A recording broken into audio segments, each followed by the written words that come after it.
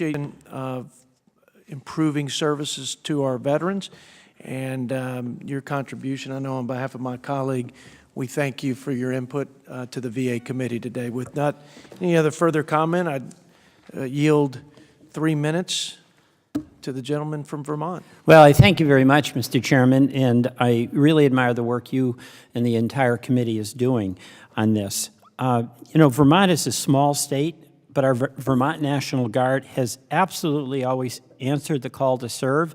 We had the highest casualty rate among the northern states in the Civil War, and then in Iraq and Afghanistan, we had the highest per capita casualty rate of any state in the nation.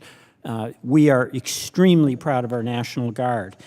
But as you know, many members of the military who were exposed to burn pits are beginning to experience very negative health effects from the toxic smoke they inhaled. And my goal here is to plead with this committee, and I know you take the concerns of veterans more seriously than anyone else in Congress, that this committee take the lead in addressing the issue of burn pit exposure aggressively and quickly to help those who are suffering and for whom suffering awaits them. Burn pits, as you know, were commonly used on U.S. military sites during the Iraq and Afghanistan wars to burn all types of waste from chemicals, paint, medical and human waste to munitions, petroleum, plastics, and rubber. On May 7th, I met with a group of Vermont National Guard members led by Pat Cram, the widow of a service member who died. Michael Cram, Sergeant Major Michael Cram of the Vermont National Guard. He died in this past December from prostate cancer, believed to be a direct result of his exposure to burn pits in Iraq and Afghanistan. Sergeant Major Cram first deployed to Iraq in 2004 with a group of MPs from the 42nd Infantry Division of the Vermont National Guard, and they joined up with the 278th Tennessee National Guard Cavalry in Iraq. All 21 soldiers from that group that deployed together for 18 months returned home with their families safely, or so they thought. But since their safe return, this group of 21 soldiers has lost 2 members from prostate cancer and another has been treated for it. They believe their exposure to burn pit toxins is the reason.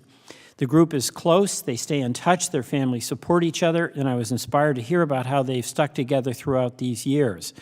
But those members that have not had the direct health issues that some of their comrades have faced are now wondering how they'll do and will they get sick.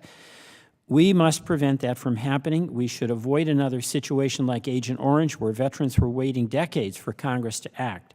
Congress must commit to funding, to conduct the research necessary to understand the consequences of toxic burn pit exposure.